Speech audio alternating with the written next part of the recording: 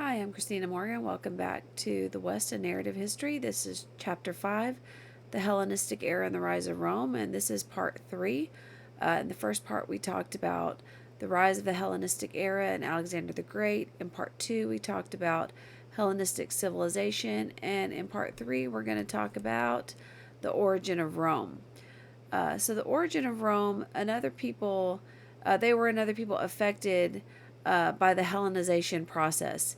One of their great pieces of work that it talks about in your textbook is the Aeneid, and there'll be more about the Aeneid in later parts of the chapter, later parts of the story. But basically, the Aeneid is the Roman complement to the Iliad.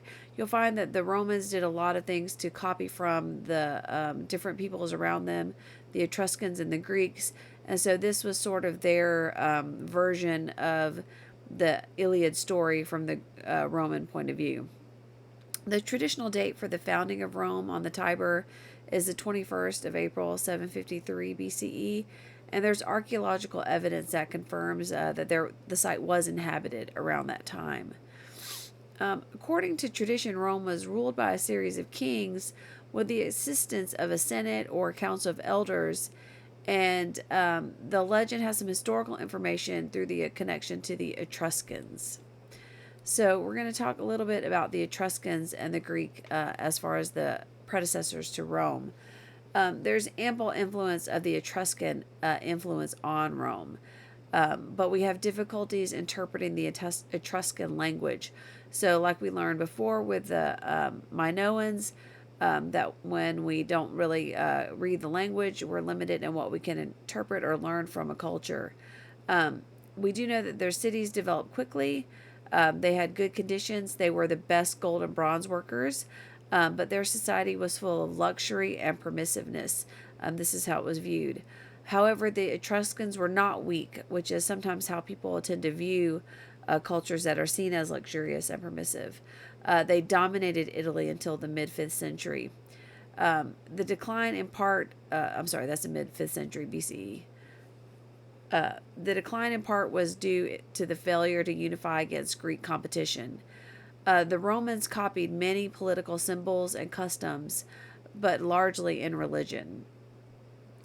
The Romans occupy Latium and speak Latin, but they are influenced by the Etruscans to the north and the Greeks to the south.